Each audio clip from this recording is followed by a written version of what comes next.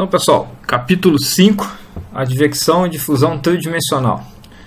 Então, esse capítulo é, na verdade, uma recapitulação do que a gente viu até agora, né?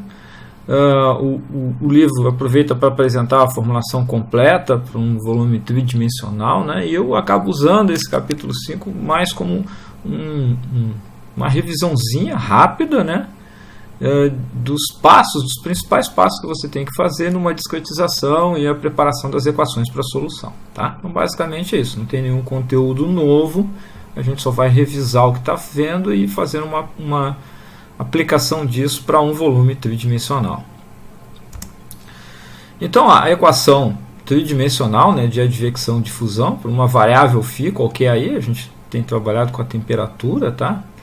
Então é essa aí. Eu já tinha falado isso, mas vou destacar, né? O primeiro termo é o termo transiente, depois a gente tem os termos advectivos, aqueles que transportam a propriedade com o escoamento, os termos difusivos, quando fala de fusão é bom lembrar a transferência de calor, a propriedade se difunde, se propaga em todas as direções de forma igual, se o meio for homogêneo, obviamente, né?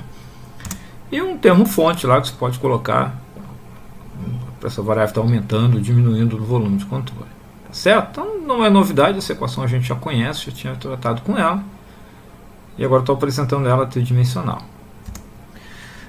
Na forma vetorial, exatamente o que a gente tinha trabalhado antes, né? Não muda nada, né? Porque quando você escreve na forma vetorial, o número de dimensões aparece só quando você converte da forma vetorial para a forma escalar. Então é a mesma equação que a gente tinha trabalhado.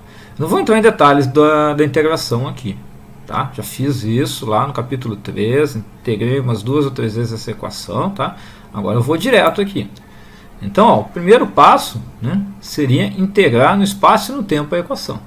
Então eu tenho essa equação aí, exatamente o que a gente tinha visto lá, só que agora é tridimensional. O meu volume agora é tridimensional, né? Aproveitei o volume que eu usei lá na outra aula. Só destaquei uma face aqui, a face B lá, né? Para o troço não ficar muita informação na tela, tá? Mas esse é aquele volume que a gente já vem trabalhando, então eu entrego agora nas faces. Então a vantagem do tridimensional é que você realmente tem volumes e você realmente tem áreas, né? No bi e no unidimensional você acaba aproximando as áreas por alguma coisa vezes 1, ou no unidimensional até 1 vezes 1, né? Aqui não, aqui você consegue enxergar uma área, né? No caso aqui a área do fundo lá. Bom, fazendo a integração dessa equação, eu não vou fazer os detalhes, eu só vou jogar a equação aqui para vocês, eu vou chegar nisso aqui, ó. Tá lá no livro essa equação, tá? Então notem, ó, legal de volumes finitos que eu consigo, ó, na primeira etapa, né, que é integrou no volume de controle, então isso aqui já é a forma discretizada. Eu consigo ver claramente aqui, ó, o termo transiente, né, que é o primeiro lá. Esses 3 termos aqui, ó, são essa segunda integral aqui, ó, né? Esses são os termos advectivos. Depois eu tenho mais 3 termos do outro lado da igualdade, ó, que são os termos difusivos. E finalmente um último termo, que é o termo fonte. Então, no momento que você faz a discretização, você consegue enxergar isso aí claramente numa formulação de volumes finitos. Tá? Essa é a primeira etapa, já tenho a forma discretizada. Dá para resolver a partir daí? Não, não dá. Tá? Notem que todas as propriedades, ó, olha que o fluxo aqui, ó, advectivo, ele é avaliado na face E, depois na face W, depois na face N. A mesma coisa para os fluxos, ó, difusivos, na face E, na face W, na face N. A única coisa que estaria pronta seria a integração no tempo aqui, o termo transiente e o termo fonte. O resto eu preciso trabalhar ainda. E é isso que eu vou mostrar agora. Quer dizer, que eu vou recapitular agora, né? Então vamos lá. Então a segunda coisa, né? Escolher a função de interpolação. Preciso escolher a função de interpolação. Integrei a equação, vou escolher a função de interpolação. Eu vou usá-lo no livro lá, porque já está pronto, tá? Vamos usar o WDS. Então, o WDS eu tenho que incorporar eu vou ter que interpolar as variáveis e as derivadas nas interfaces através dessas funções aqui. Só estou mostrando aqui para o ponto E Mas lá no livro tem para todos os pontos, tá? Para face E, no caso, né? Mas no livro tem esses valores para todas as faces lá direitinhos. Eu sugiro que vocês tentem fazer para mais alguns. A gente fez junto para o ponto E, a gente fez junto, né? Essa dedução aqui, tanto da função de interpolação, como calcular o alfa e como calcular o beta. Sugiro que vocês façam para o ponto W ou para o ponto norte. Tá? Não precisa fazer todos, porque é sempre a mesma coisa, né? Mas pelo menos para entender o que acontece. Então tá, agora já tem a função de interpolação. Próxima coisa, tem que integrar, né? Eu botei aqui interpolar, que é a mesma coisa no tempo. Então a gente vai usar uma solução implícita, né? Uma interpolação implícita do tipo Crank-Nielsen. Então eu uso a informação no tempo atual e a informação no tempo passado. Aqui, ó, o φ0. Tá bom?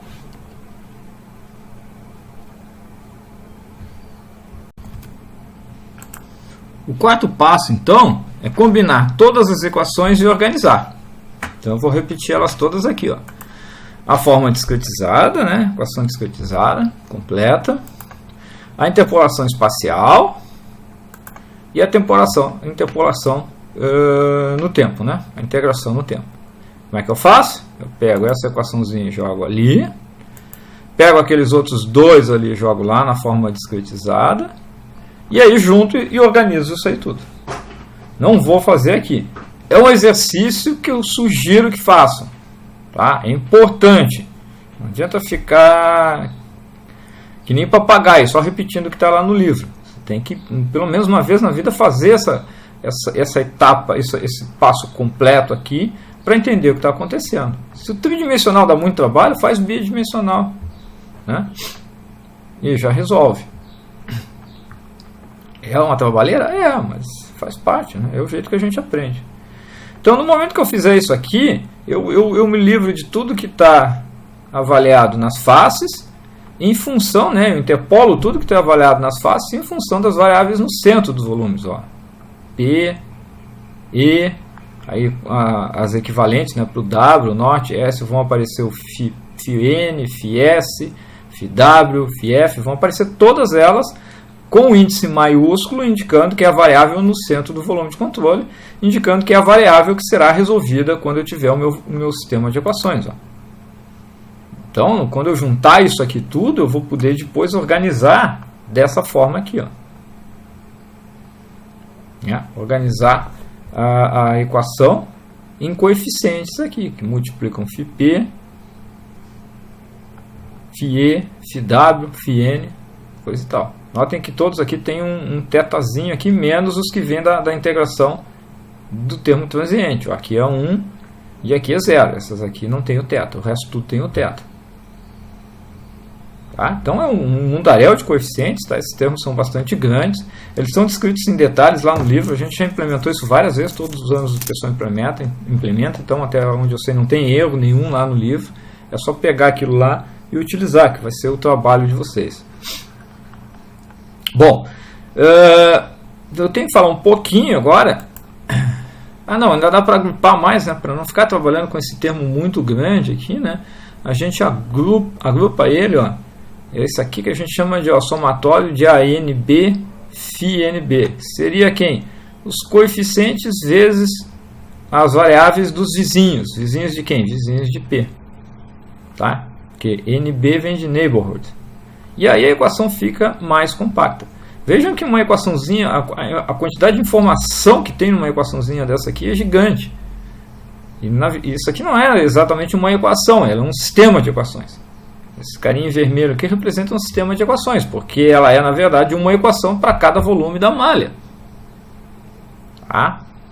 Então, vocês já devem ter feito os exercícios lá, conforme eu tenho sugerido, para poder realmente estar entendendo o que eu estou falando aqui, porque senão fica realmente bem complicado. Tá? Então, chegamos a uma equação aqui, ó, que resume, de forma discretizada, a integração por volumes finitos, usando WDS, usando Crank-Nielsen, de um volume tridimensional. Os coeficientes estão no livro, daí vocês buscam lá no livro, né? Todos esses coeficientes aqui, certo? Bom, na integração, a solução ainda eu tenho que me preocupar se eu vou fazer ela explícita ou implícita. Tá? Aquela integração foi geral. Eu botei o θ lá e deixei para decidir isso depois. Então, se ela for explícita, o θ é igual a 0. Toda informação, né, a menos dos termos da integração temporal, né, do tempo, todos os outros onde é θ eu vou botar 0, ou seja, a informação conhecida da iteração anterior. Então, nesse caso, ó, a equação, ó, aqui era θ, ficou 0, aqui era θ, ficou 0. Os outros já eram 0 e aqui continua 1, que não muda. Certo? Então, eu só vou arrumar essas coisas aqui, ó. Juntei aqui, ó, quem multiplica o φθ aqui, ó, P. O resto acho que não mudou muito, né? Eu juntei o A asterisco com o MP sobre ΔT aqui, ó.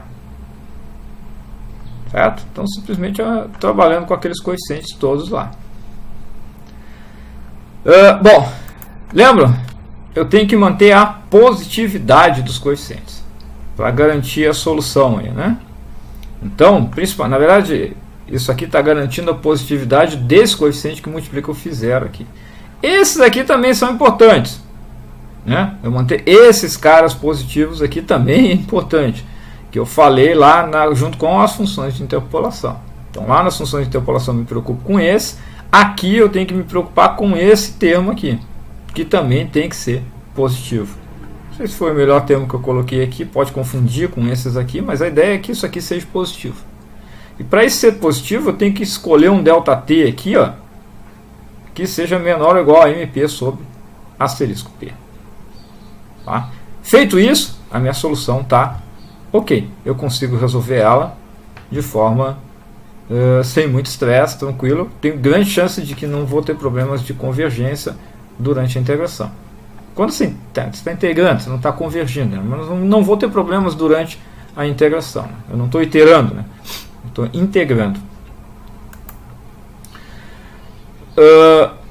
O transiente real. Bom, aí eu tenho que pensar. Aquela equação lá, ó, que eu escrevi ali, deixa eu ver aqui, ó, vou voltar. Não gosto de fazer, mas eu vou voltar. Essa equação aqui, ó, tem uma equação para cada volume de controle. Certo? Então, esses carinhas aqui, ó, MP e AP, eles mudam para cada volume de controle. Consequentemente, eu teria um ΔT mínimo ou máximo para cada volume de controle. Certo? Então, vamos lá, seguindo. Transiente real. Bom, transiente real não tem como eu ter um ΔT 1 para o volume 10 e 1,1 para o volume 11. Eu estou distorcendo o tempo, né? Não tenho como fazer isso. Então, nesse caso, ó, nesse caso o ΔT utilizado em todo o domínio, todos os volumes, deve ser o mesmo. Assim, o ΔT a ser utilizado deve ser, vou repetir aqui, tudo bem. Ó, é o mínimo ΔT que eu calculo. Aquele mínimo ΔT máximo calculado ali, com a expressão anterior ali, é o que vai ser o ΔT usado para todo o domínio computacional. Tá? Isso restringe a solução. Normalmente esse ΔT às vezes é muito pequeno, porque sempre tem um volumezinho lá menor, que acaba complicando a sua vida. Tá? Mas é o custo da solução explícita com o transiente real. Se eu estiver usando uma solução transiente, mas o meu objetivo é só a solução de regime permanente, eu posso usar o que a gente chama de transiente distorcido. Ó, agora a gente está interessado só no regime permanente. Quando as coisas não mudam mais, ou quando efetivamente aquela derivada é nula. Ok? Aí o que acontece?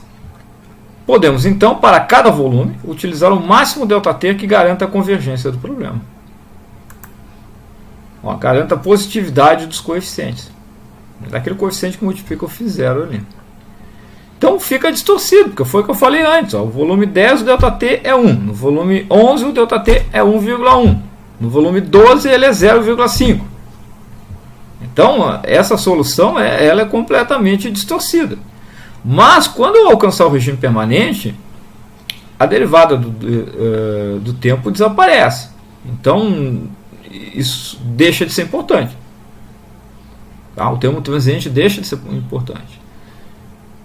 E aí eu consigo a minha solução. Isso ajuda porque isso acelera a solução. Eu não estou limitando todos os cálculos a um ΔT muito pequenininho. Não, dependendo do volume, o ΔT vai ser maior ou menor. Isso acelera bastante a solução. Aí eu garanto que isso aqui vai ser sempre zero para todas as equações. E a minha equação fica nessa forma simplificada. Na prática, né, eu não vou estar calculando esses ΔTs, né, eu simplesmente anulo isso aqui, né, e resolvo essa equação aqui. Certo? Mas tendo em mente que aqui eu vou ter um transiente distorcido e que essas temperaturas que eu vou calculando em função do tempo, elas não me servem de nada. Só vai me interessar lá no regime permanente quando eu vejo que a cada vez que eu integro, né, continuo integrando, sempre é o mesmo resultado. Por quê? Porque as coisas não mudam mais com o tempo. Variam com o espaço, mas não com o tempo. Formulação totalmente implícita.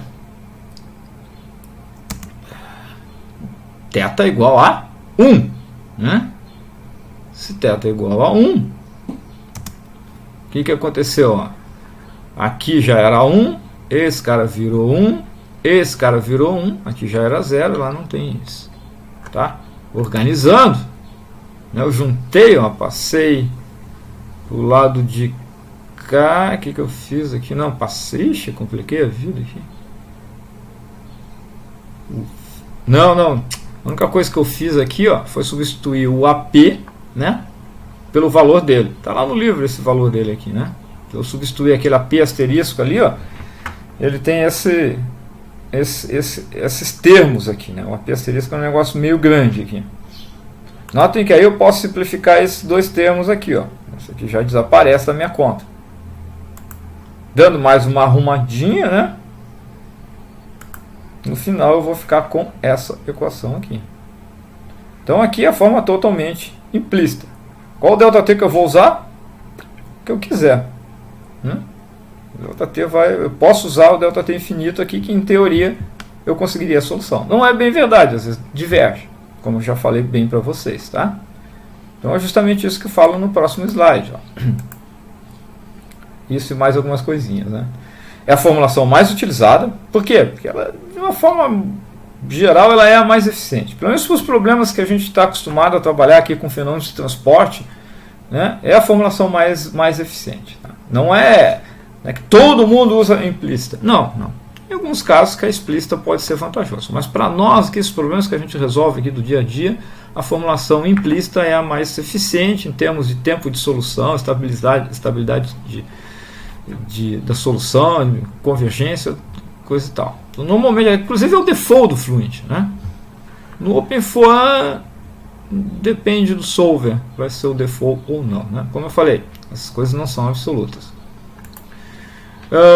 Permite a utilização de valores bem maiores do ΔT, né? Em teoria eu poderia usar o ΔT infinito.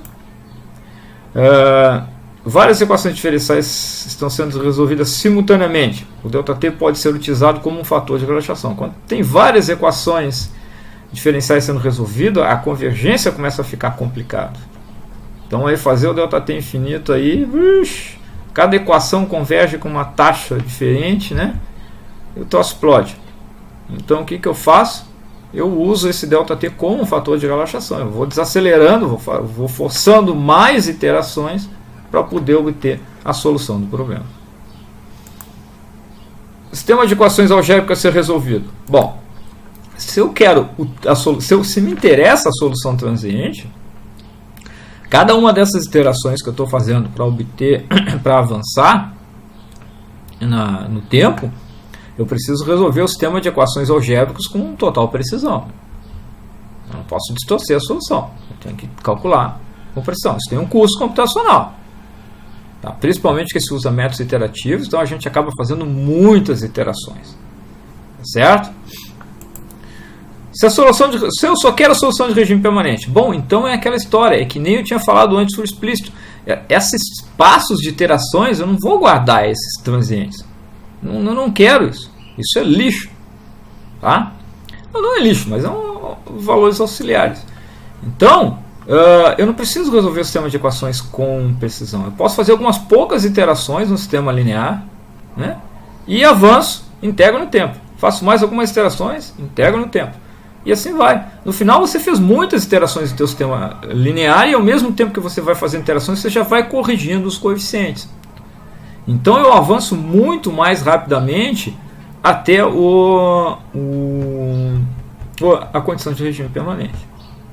Isso é uma coisa que eu fazia quando eu programava, né, muito tempo atrás, e que no Solver eu não tenho muito costume de fazer isso, tá? Mas é um erro, né? Poderia fazer limitar em poucas iterações. Tu sempre pode. No Fluent, há muito tempo atrás, quando eu usava, eu me lembro que era meio escondido essa opção de você limitar o número de iterações do Solver, tá? Mas no OpenFlow é bem óbvio ali onde você limita esse número de iterações e coisa e tal. Normalmente eu não mexo nisso, mas é um artifício para você acelerar a solução quando você tem que fazer muitas iterações.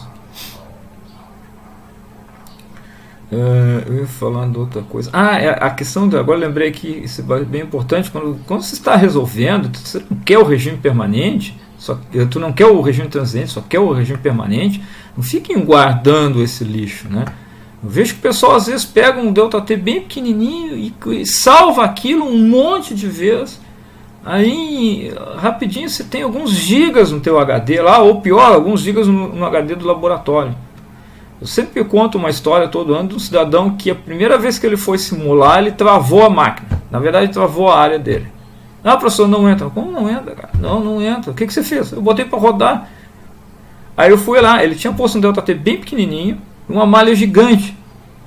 Ele naqueles, em alguns poucos horas que ele rodou ali, ele botou 80 GB dentro do ROM dele.